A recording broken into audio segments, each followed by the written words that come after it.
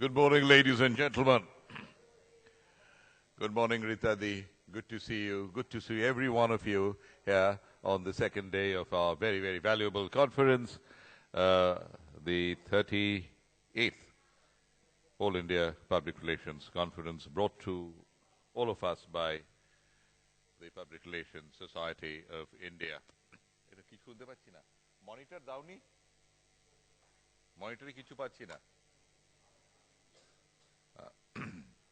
Friends, Young India and Communication Revolution, that's the theme.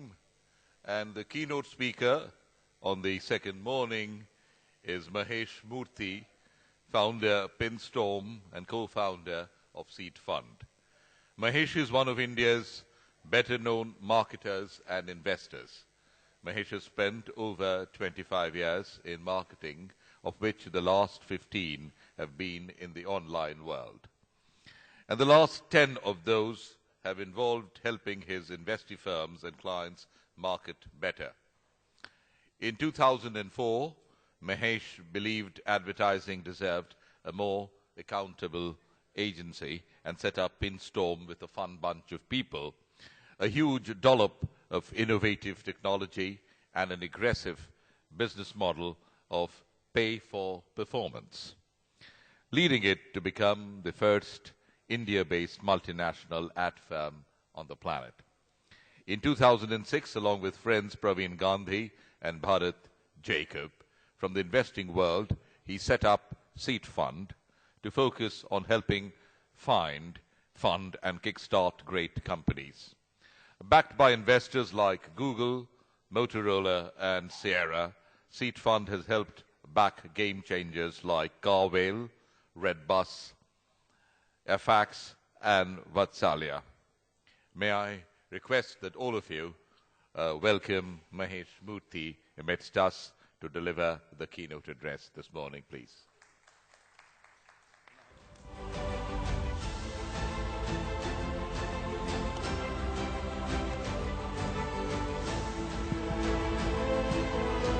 Good morning.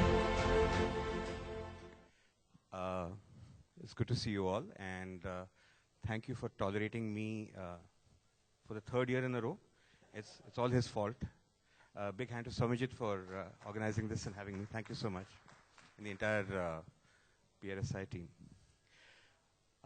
Hopefully I'll keep my talk short because I'd like to really take questions and answers, and that makes it a lot more fun. I'll just start with a 1-minute background. I'm, I think, mostly a communicator and marketer.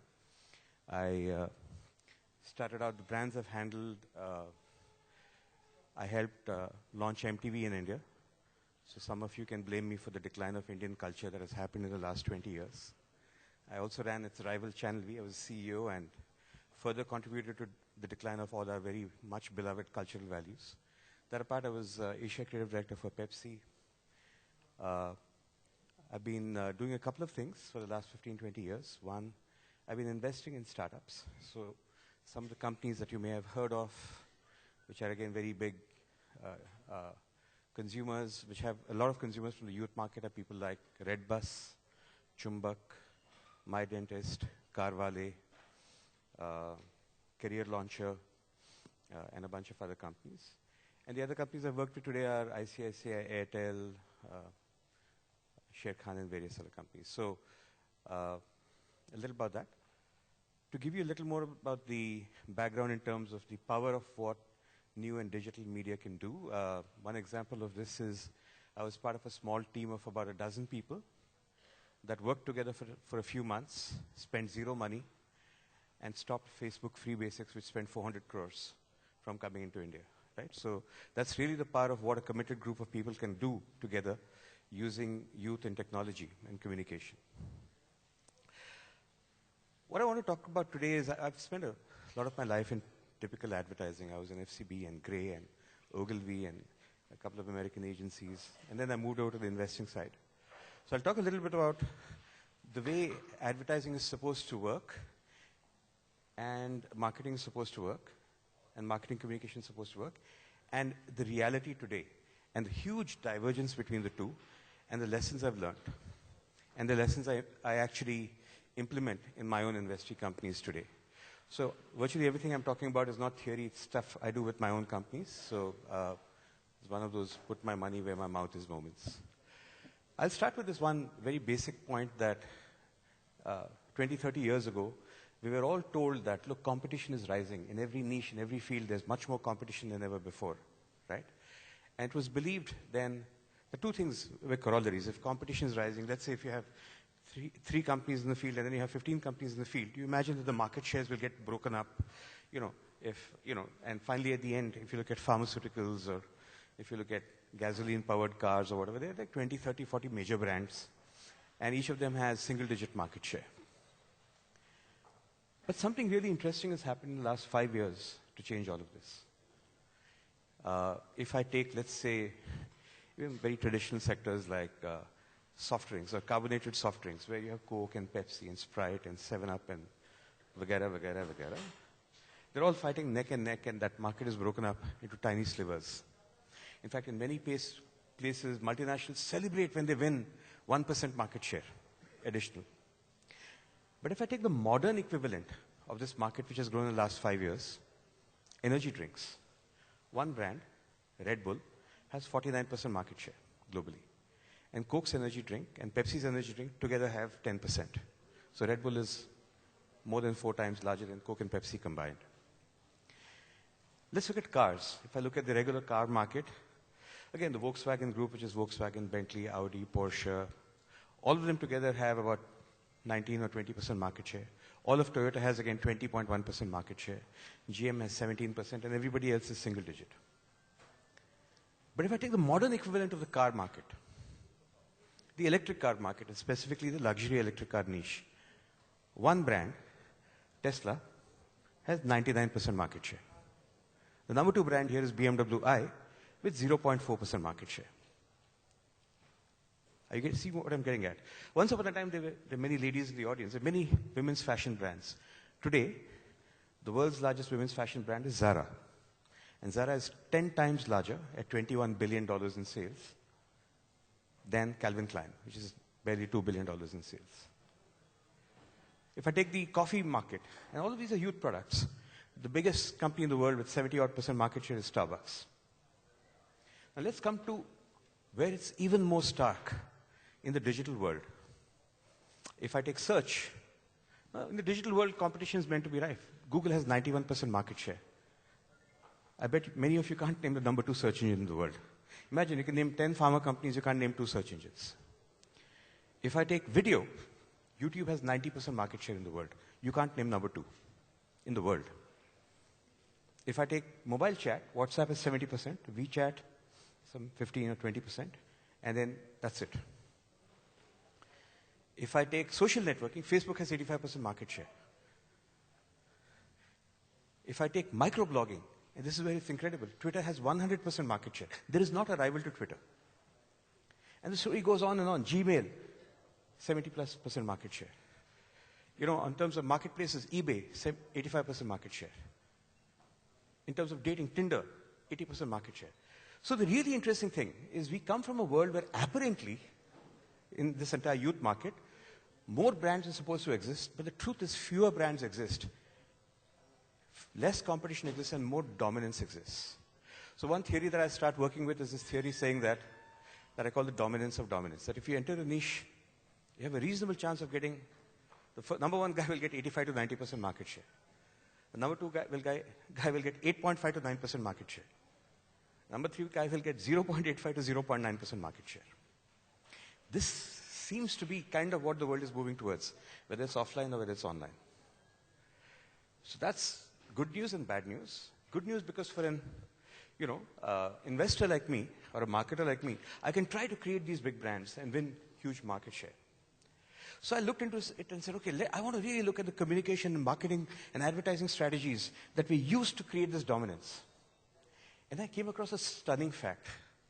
Starbucks, Zara, Tesla, Red Bull, Google, Gmail, YouTube, WhatsApp, Facebook, Starbucks, you name it.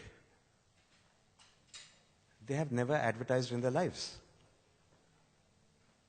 So the incredible fact is to create this #1 dominant brand in the world, the secret is you don't advertise.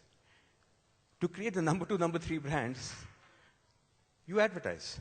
So it's incredible. We were brought up to believe that the more you advertise, the bigger you got. But actually the truth of the matter is, the less you advertise, the bigger you get. The more you advertise, the smaller you get. This is quite something amazing. Think about it. So what's at the core of this? At the core of this is really a big change in how youth accept communication. Every one of these brands we talked about, whether it's Zara, whether it's Starbucks, or Red Bull, or indeed it's true of any of my brands, Redbus. When we sold it, it had 88% market share.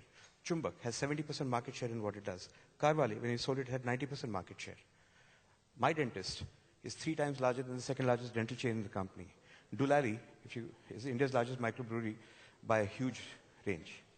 Every one of these brands that even I have invested in have ended up, because we did not advertise, with 70, 80, 90% market share. So what causes this incredible market share? It is really an understanding of the youth, an understanding of the core consumer. And the first thing to understand is that youth don't trust advertising. They actually trust what their friends say. They trust word of mouth. And the amazing thing is every single one of these brands, whether you're on WhatsApp, whether you use Google, whether you use Amazon, whether you use any of these brands, Zara or Starbucks, is a brand that you started using because not because you ever saw an ad, because they don't advertise. It's a brand that you start using because somebody told you, boss, ye check out kar. Come on WhatsApp. What do you mean you're not using Google? Arey chal na. YouTube mein jaake dekh. All right? Let's go to Tinder or whatever else it is. Every single one of these brands has come into your mind solely and wholly because of word of mouth. So from an investor's point of view or a marketer's point of view, what is the secret to getting this word of mouth? And the secret's again nothing super exotic. It merely is really understanding what youth like, understanding what they want, and most importantly, understanding what they are ready to share with their friends. This is a sharing economy. Think about it. I'm sure many of you are on Facebook. Your kids are on Snapchat. All right? Or many of you are on Twitter. When was the last time you ever clicked on an ad on any of these places? You don't. But when was the last time you clicked on something your friend sent you on one of these places? All the time. We don't trust advertisers. We don't trust advertising. We trust even strangers sending messages. And that's what we act on. So a lot of this today is about figuring out, to create a winning brand, you have to figure out, how do I create extraordinary amount of remarkworthiness? How do I make sure I am remarkable, remark-worthy? People talk about me and share things about me all the time. And that really comes from insight, understanding. And I'm happy to go into each of these cases, whether it's Red Bull or Redbus, to talk about what was the insight and how do we try to create these mind grenades. Once upon a time, we left it to the advertising agency or the PR agency to say, spread the word. No. Today, the marketing person is the person who decides what goes into the product or offering to make it worth being talked about. And this works across categories. It's not just an elite social media phenomenon. We worked with the Aam Aadmi Party in 2014 in Delhi. We don't work with them now. We spent 0 in a state where the BJP spent 100 crores. And we won 67 seats out of 70. It was entirely through youth and digital communication. All right? Exactly like we said, Facebook itself, in an extraordinary faux pas, did not use its own medium. Instead, it used print and television and 400 crores to push Facebook free basics last year. It lost to a bunch of us. We used Facebook to kill Facebook because Facebook was not using Facebook itself. All right? We stopped it. We got 1.2 million letters to go to the regulator from youth all over India. And we did it at 0 cost. So again, all of this really comes to figuring out, how do I create a remark-worthy product? How do I create a remark-worthy offering? How do I create something that people will share and people will talk about? So today what happens is, when you look at a brand, you look at the product, you say, this is me, this is my brand, this is my product, this is what I want to say about it. In the new world, that's not what I do. What I say is, that's the audience. What would they like to talk about? In what way will they ever share news about my product?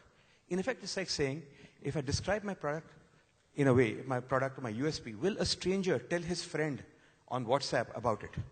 If the answer is no, then go back and create a new ad. And this really throws all the old advertising beliefs out of the window. How many of you really believe Shah Rukh Khan drives an i10? None of you, right? But still, somehow in advertising, everybody puts it out there. The youth laugh at it. What matters to them is what their friends say and the authenticity in that statement. All right? In fact, they trust strangers more than they trust celebrities. So, one or two more points. One interesting point is, so how do you build a long-term organization that continually does this? Once upon a time, the traditional FMCG companies who were supposed to be masters of brand marketing, the HULs and the ITCs and so on and so forth, and the P&Gs, would have this belief that I will do line extension. I'll build one, make one soap, make another soap, then make another shampoo, make another shampoo, make another shampoo, make another conditioner, because I'll stay close to this category that I have defined in my mind. The truth of the matter is, as Patanjali shows, there is no such thing called category. Whether it's toothbrush or toothpaste or oil or rice, there's one brand. And that brand has killed through. And it actually grew to 6,000 crores before it started advertising. It grew to $1 billion in sales before it started advertising. And there are more examples around the world. Today, the world's most valuable brands are Google and Apple. And look at their own history. Apple started making the desktop. When IBM caught up, it went off and made the laptop and won that market. And when Dell caught up, it got off and went and made music players, the iPods and the Nanos, which have nothing to do with desktops and laptops. It won that market. Till the Chinese came by and it left that market and went and did phones. It won that market. Phones have nothing to do with music players, have nothing to do with laptops. It won the phone market. Till the Koreans caught up, it left that market. And now it's doing watches. The watch is not working, it's doing cars. There's no connection with cars and watches and phones and music players and laptops. So essentially, or even look at Google. It did search. It won search. Then it did email. There's no connection between email and search. It won email, 90% of email. After winning email, it went and did maps. There's no connection with search, maps, and email. It won 90% of maps. After doing maps, it went and tried, okay, social networks. It lost to Facebook. It said, chodo, let's go to something. We'll do mobile operating systems. It won 90%. Android beat everybody there, right, without advertising. And now it's doing self-driving cars. It'll win that market without advertising. What's the connection between search engines, self-driving cars, Androids, phone software? There's none whatsoever. So essentially, if you're a company, the truth here is don't stay close to where you are. If you win in a market and get 80%, take your seats far away at a distance. Set up another, your next company, your next extension should be where you can win another 80% market. Don't stay close to where you are. That's what I learned from there. All right? So these are things I try to put into impact in my own businesses. These are actually, strangely, things that nobody has ever written about. Nobody writes about them. And for very obvious reasons, media doesn't want to report it, because essentially what this is saying is it's kind of the end of paid media. Because you can spend all the money on advertising you want in the world. And sure enough, look at it. ShopClues has done that, and Snapdeal has done that, and Flipkart has done that. And all these companies will die after spending hundreds, maybe thousands of crores on advertising.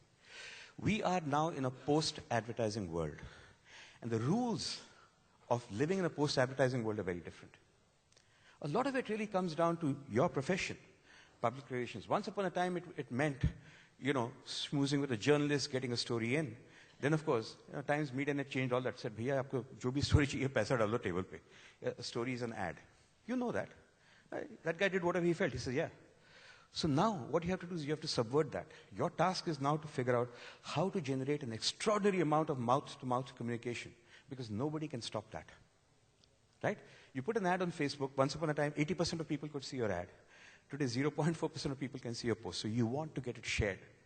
The key point really is shareability. How shareable is what you're doing? How talk-worthy is it? If you say something, will people talk about it? And that's what builds your reputation. That's what builds your brand. And that's what builds your dominance. In terms of a broad outline on how to do this, I'll spend a few minutes talking about an outline that we in our firms use across all our industry companies. It may be useful to you. And after that, I'd love to take questions, because I'm already taking too much of your time. So it really starts, the process is very different. The old process was called the 4 Ps, right? Product, pricing, placement, promotion, all of that stuff. The 4 Ps are dead. In fact, there should be 5th P called prehistoric, because that's all gone, right? What's really the process that you follow right now? It's a very different process. It starts with what I call absorb. Start by listening to everything everybody is saying about you and about the competition. You can use technology to do that. For example, we do stuff for Airtel where we listen to typically 15,000 conversations a day or mentions a day digitally which involve Airtel. We do work for the National Stock Exchange where we listen to 25 to 30,000 conversations a day about stock prices every day. So you can only do this using a lot of technology, in which case we built it, but there's also commonly available technology. The second thing is solve. If there's a mention that, if you want to raise your brand from 0 to 10, the first thing you have to do is take it from -10 to 0. So any kind of customer service issue, people are not going to call your phone line. They're going to tweet about it. They're going to Facebook about it. Go out there and solve that problem right away. And it's not, or even at least appear to solve the problem. If Ritu has a problem, I have to go and tell her, I'm here to solve it. This is a ticket number. The reason that's important is not because of what I'm telling her, is because 1,000 other people are looking at our interaction. That's more important. People don't expect perfection, but people expect that when there is an issue, you will rise to resolve it, even though it may take a longer time to resolve. Right? The third thing is look at all of this data and plan. For one of our clients, which is a large European billion-euro construction company that makes large construction equipment, we basically listen to their conversations of their drivers and their users around the world in the channels. And that helps us go back and tell them what is the next product we should build. Because that's what the drivers of their trucks and their products want. And that's far better than any research can tell you. And we do it on an ongoing basis. We believe we helped them grow 15% last year on a $1 billion base by simply listening and telling people what the next strategy should be. What should be the next feature that I add in my product to make those people talk about it? Because when they talk about it, we'll win that market. After that, after you've created the product, created the plan, put it into being, then comes the next part, which is what I call ideate. Which is, okay, now figure out an interesting way to spread this message. How do I write it in a way? How do I understand how Twitter works and how WhatsApp works and how Snapchat works and how Instagram works? And they all work very differently. For example, you might say Facebook posts, but actually, you know what? The truth is, youth of India are not on Facebook anymore. Facebook is an old person's medium. It's my medium and your medium, right? Virtually nobody under 25 is out there, right? So how do you write on each of these mediums? Very, very different. How do you appear on Snapchat? How do you appear on Instagram? Learn how to create content which is shareable. Ideate. Put it out there. Wait for it to grow virally. In some cases, it may not grow. It may not viral. In those cases, add a little bit of media money and push it out. It's what I call radiate. Push it out a little more. Spread it out. And the last point is do it 24/7, or what I call endlessly. Which is, 5, 6, 7 years ago when we started listening to what ICICI Bank customers were saying and Airtel customers were saying, 80% of the conversation was within 9 to 5 workday because that's where people had access to computers. Today, everybody works on their phone. And actually, 85% of the chatter is outside of the workday. It's outside of 9 to 5 and outside of, Monday to Friday. So we have to run 3 shifts to even listen to our clients' customers. For one of our customers, India's largest e-com company, we have what's a turnaround time of 5 minutes. So even at 3 o'clock in the morning, if you have an issue, it has to be answered by 3:05 in the morning, if you detect it at 3 o'clock. Because that's what consumers are there for. This continues. So once you do it endlessly, again start absorb and then solve. So this is what we call the ASPIRE circle. Absorb, solve, plan, ideate, radiate, endlessly. Right? This is kind of a framework that might help you, and I'm happy to share it. That's all I have to say. I'm happy to have slightly exceeded the time that Somajit gave me. But I hope this was fun, and I'd love to take questions. Thank you very much. So what I'd like is we have time for some questions, Somajit, Dada? We have time for a few questions? Can we have a show of hands if people have questions? You're the first, sir. Who's going to be second? Lady is second. Who's third? That gentleman is third. The gentleman there is fourth. Is there a fifth? Madam is fifth. So, sir, you get a mic first. Can somebody give the gentleman here a mic? So you gave the example that Apple went into products yeah. where it is not related. But they kept changing from let's say the desktop to the iPhone only when it became digital. As long as it was changed. Right now they went to cars. But cars is also going to be software related. Well, Apple is always a digital company. I'm not sure what your point is. But so I don't know what is computers and software in Starbucks. I don't know what is computers and software in Zara. I don't know what is computers and software in Red Bull. I don't know what, So the point is these are all companies that even today dominate the world without advertising. Sorry? Yeah, diversification, I'm only giving you a point. So now these are the world's most valuable brands. How have they gotten there? I'm saying they have gotten there by not line extending to where they are close, but line extending far away. That was the point I was making, saying start, if you're here at X and you have a winning point at X, don't go to your, don't take the next house, take the next country. That's the point here. In fact, Apple gives us another interesting point to see. It's a great point. If you just take the phones business in Apple, iPhone 1, killer hit. Everybody waited and we had 5-kilometer long lines. iPhone 2, really good, far ahead. We had 4-kilometer long lines. iPhone 3, still ahead of the competition. We had 3-kilometer long lines. iPhone 4, same as competition. We had 1-kilometer lines. iPhone 5, a little worse than competition. Apple started advertising and margins started going down. Apple 6, far behind the competition. Right? Apple's on EMI, discounts, kuch bhi karo. It loses its stake at the most point as a most valuable company in the world. iPhone 7 onwards, losers. Apple has to go somewhere else. So the minute Apple stopped, or you can say maybe the minute Steve Jobs died, Apple lost its mojo. Apple forgot what it's all about. It stopped creating remark-worthy products and started building regular FMCG products, and that will lead to Apple's death. Right? It's a great case in point. Apple exactly. So as you can see, the glory of iPhone 1 and the pointlessness of iPhone 7.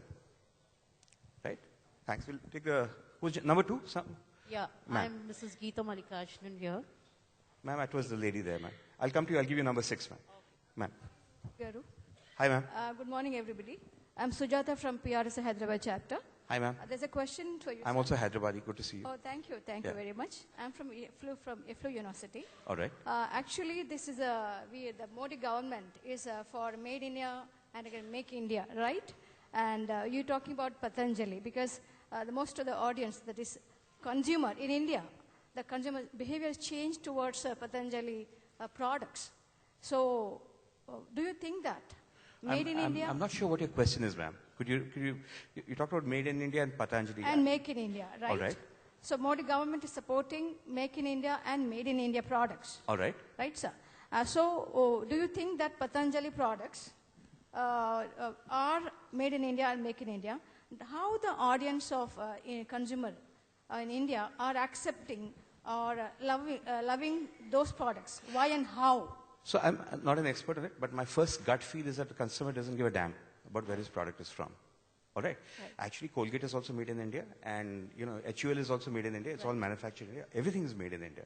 So I don't think we are patriotically buying a product because it's Indian.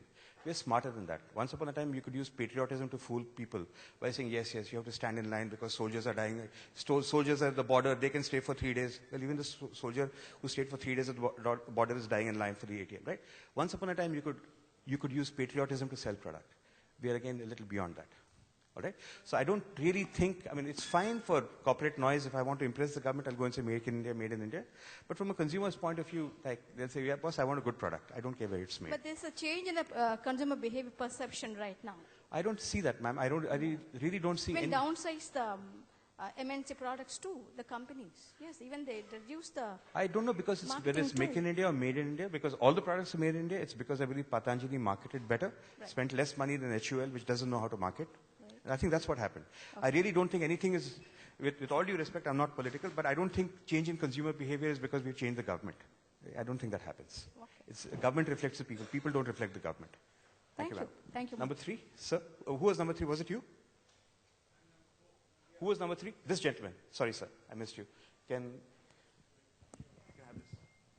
No, you need this to answer. Hi, sir. I'm Ramesh. I'm in advertising. See, beyond the... I'm sorry if I broke your heart. Sorry? I'm sorry if I broke your heart. Well, I will come and consult you and convince you that we will work together. All right. Okay, that's incidental. See, beyond the digital space and all the analysis that you did, you presented, don't you think price is today the factor, whether it is Patanjali biscuits, which doesn't have to pay equivalent of Britannia Marie to some other country, the Reliance tea, which is 40% cheaper than the Brook Bond tea, they don't have to pay any money to anybody else for royalty. So beyond all these what you said, don't you think it's only the price which is also attracting the people, given the fact that the Patanjali atta is 30% cheaper, so people are going. So I'll answer. Quality is same. I understand. My answer to your question is no. I don't believe so. And for ample reason. First of all, there's no significant royalty being paid by HUL to anybody abroad. It's 2% or 3%. There's nothing of that sort, right? So it's not the issue there. Secondly, and more importantly, all these super dominant companies that we talked about, whether it's Redbus in India, or whether today it's a Paytm in India, or whether it's a Chumbak in India, or whether it is a Zara or a Google or a Facebook, are super profitable with the most highest margins and highest costs in the world. When you end up dominant, you become the most premium player in the market. Every one of these companies has fat bottom lines with a huge amount of cash and profit. In fact, the worst way to differentiate is to have a low price. The best way to differentiate often, and I tell this to my own industry companies, if I want to stand out in the market, if everybody else is 10 rupees, if you're 8 rupees, nobody will notice you. If you're 18 rupees, people will notice you. Right? So I start with premium pricing, and over a period of time, I drop pricing if I have to increase volumes, but I don't start low. Only one point. You said the worst idea is to cut anybody over price. Okay? Now, conversely, I believe, I'm not arguing with you, I believe that only works. For example, from Chennai airport to my home, 750 rupees is fast track taxi, same AC. The stand taxi is 520 rupees. When I come out and call for Ola, it is 250 rupees. The price factor is attracting me, same AC car. It may be so, but even over a period of time, this is happening. But in that, thought price is the important factor. I'm not comparing different segments, but within, let's say, the Ola and Uber segment, Uber will win and make more money than Ola. I see. Okay, right? Probably because of service. Yeah. Okay. No, that's the way it is. So within one segment, the guy who advertises less and the guy who's more remark-worthy will win and get the highest amount of profits in that particular niche. Also, he Sir, I'll take more questions. I'll just share my email address. It's just mahesh@pinstorm.com. You guys are on Twitter. You can just come to @maheshmurthy, or if you're writing down, my number is 98922499969. I have no other numbers. Sir, number 4, yeah. So, I was earlier in Hyderabad, Mr. Mahesh. I think, if I'm not mistaken, I worked at KSK Energy Ventures Limited, where I think you have been hired for something. No. Okay, then I'm mistaken with you. Now, to add few points to your the strategy which you have said that which is not given anywhere, is first thing is that entire world, especially India, we believe in free things. That is how the first psychology of a customer and the consumer has been attacked by the people. What's your question, sir? That's the first thing what I want to say is you haven't touched at all on the free. Because I don't believe in it. I don't agree with you. With which but I don't, things have started. Facebook, or you call anything, so it Facebook started with the free. Facebook will be free to the consumer. Okay, sir, first of all, I disagree with you completely. Leave that, sir. Then let's go to the next point. No, I'll disagree and tell you why. Okay. When it comes to Facebook's customers who pay it, which are the advertisers, Facebook is the most premium medium for that advertiser. Google is the most premium medium to that advertiser. Google does not make money from you and me. Google makes money from advertisers, customers. And for their customers, every of these brands is the most premium. I'll give you a simple example. Coke and Pepsi, right? With 50 or 100 years of advertising, with somebody using Sachin and somebody using Aishwarya and somebody using Virendra Sehwag, sell a 330 ml can for 20 rupees. Red Bull, with nothing, sells a 200 ml can for 95 rupees. Same cost of goods. That's what I mean by premium. All right? And you will see that in virtually every case. So just because you think Google is free to these users, users are the people who are going to be the consumers for those no, people. No, it's not. That's how they are attacking. The consumers don't matter. The customers matter. The customers matter, not the consumers. Okay, sir. Google's customers are advertisers like HUL, Facebook, so on and so forth. But those advertisers, what they get from these people is it's the most premium. You try to buy Google, try to buy Facebook, right, it's the most premium. I'll go to the next point. Next point is advertising. When it comes, the digital advertisement is entirely different from the conventional one, what is newspaper and TV and all. In digital, social medias are being taken over by this advertisement. Every individual becomes an advertising that was the point of what I was saying. That's how it goes. But it's not advertising. It is an advertisement. It is a medium. Let me explain this to you again. It's a social media advertisement, I call it as. So please trust me, I run a company that does a lot of what you talk about. Right, so let me answer your question. No, you have a point. Let me answer your question right there. Like I said, you don't click on ads on Facebook. You click on what your neighbors and your friends have shared. More importantly, and not enough people realize this, according to the census, there are only 121 million TV sets in India. Even at 2.5 viewers per TV set, that's 280 million TV viewers. There are 410 million internet users in India. That means internet is 37% larger than TV in India on a person-to-person reach. Yes, it's internet is the very- largest mass medium in India. TV is We a know small it's- niche medium. The thing is, most people haven't got their heads around to that. Your third point, sir. Yeah. The next one is, after yeah, the third point. One question is 1 point. Yeah.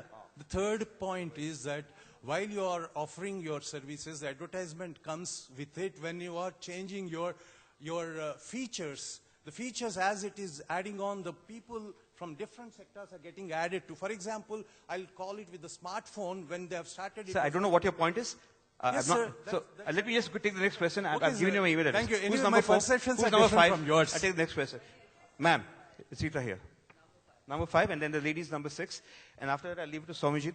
If you want to fight some more, then we will have Kusti out here. No. Uh, Oh, okay, right, ma'am. What? Oh, no, after this, okay. we take the ladies there, and then we'll go after. Hi, Mahesh. Ma'am, you can sit down, ma'am. It's all Oh, right. can I? Yeah, Wow. absolutely, please. No, why? He wanted to fight, that's why he stood up. You can fight while sitting down, too. No, I don't want to fight. I'm Rita Bhimani, and I run a public relations company. I go back to your very first point, which I'm very confused about, because you said to create the world's #1 brands, and you talked about Zara, and you talked about all the others, even Starbucks India, and Google and Red Bull and Red Bus. You don't advertise, or you advertise less and less and less, because the more you advertise, you said, the smaller you get. Yeah. I'd like you to just explain that. Sure, I'll tell you why. In the context of, say, a red bus. Sure. Can you just give us a concrete I'll give it- example? So the very simple reason for this is 2 things. One, the credibility of word of mouth from a stranger is much higher than the credibility of a paid evangelist or a paid seller. Of course, Hold on, that part, right? yes, Right. yes. So if you don't advertise, 2 things happen. Your credibility goes up, and you save money because you're not spending 1,800 crores on advertising like HUL does. So your profit margins go up. Your credibility goes up, right? You get stuff which is genuinely share-worthy and authentic, as opposed to quote-unquote advertising. All right? So for the very simple economic reasons, what's really interesting is Google at $78 billion in sales is today the world's most valuable company, worth $700 billion. It's almost worth $1 trillion. It will be worth $1 trillion sometime. And they've never advertised. All right? And their margins, they make a profit of $25 billion a year. The margins are more than the sales of HUL. The margins. So I want to put this in context, right? Yeah, but so when you that's don't in advertise. a different space. Google is in a different space from, say, Zara.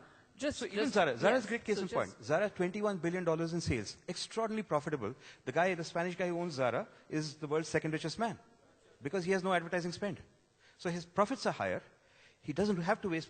The point really is, if you differentiate your product and create word of mouth, you don't need to advertise and you'll become more profitable. If you don't differentiate your product and you have to use advertising to differentiate it, it'll cost you more money and you'll earn less money. Right? So in fact, a great example of this is when I see a Indian.com saying we have a sale, they spend maybe 20% of their revenue saying they're going to earn 50% of the revenue because it's 50% off. So you spend all your money to say that I'm going to earn less money. So all these sales by Flipkart and Snapdeal are exactly that, right? So how can they ever be profitable? When you're spending 20% of revenue to say I will earn 50% less revenue. So economically it doesn't make sense. I'm an investor today, right? The point again is if you had differentiation from the beginning, if you were not a copycat company, you would have had a chance. You would have had a chance. You chose to be a copycat, you're going to die. So you're talking about niche, creating different Absolutely. niches. In a niche, create a niche, win it, own it. And I'll take the last one there, man. There was a lady there, and that's it. Last question. Yeah, yeah. Our time is up. And one question, not point 1, A, B, C. No, only one. Yes, ma'am. Sorry. I'm Geeta Mallikarjunan. I'm from PRSI, Hyderabad. You also don't like me, no? No, I did not say that at all. All right. Okay. You're very politically correct. I'm from L&T Metro Rail, Hyderabad Limited. Yes, ma'am. Okay. What I want to know is, you're saying that they spend less on advertisement. Yes. Do they spend more on research? So actually, here's the interesting part. They actually also spend less on research because better than research is search. You see live, for example, when I put a website up, I start seeing how users behave. It's far more reliable than actually going and doing research. And the old way of doing research, nobody believes anymore. I mean, when you go hire ORG to go and ask a questionnaire, nobody does that. Today, the fastest and the easiest way is to do online research. So again, for one of our clients, we did research in 45 countries. We talked to about 1,000 people with more than 20 years experience, and we were able to do it all in 10 days. How much does it cost? It cost maybe at that point, maybe $20,000 or 10 lakhs or something. That's all it cost for doing research in 45 I'm countries. just asking it from my company's point of view because we are going to go. So let's say if you were to do research in Hyderabad, Yeah. and you wanted to talk to, let's say, 2,000 people or 10,000 people, right? I would assume you should be able to do in 5, 10 lakhs. Okay. That's it, digitally. Okay. Yeah. Thank you very Thanks. much. Guys, thank you very much. At least you've woken up. Thank you so much for waking up. And I hope you have lots to fight about today. And if you agree with anything, it's all to Somajit's credit. If you disagree with everything, it's his fault. Right? Thanks so much. I'm Mahesh at pinstorm.com. Happy to see you guys. Thanks. Mahesh, we need you up here. Yeah. Friends, very invigorating early morning session here at the 38th PRSI conference. May I request the chapter chairman, Shomajit Mohapatra, to come up and greet Mahesh on behalf of all of us, please.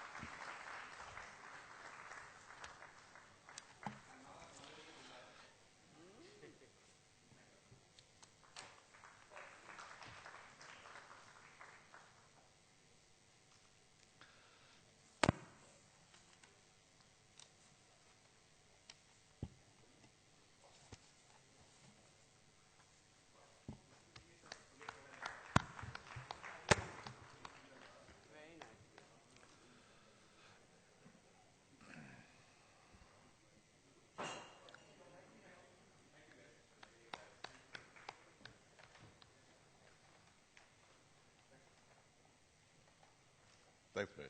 Bye.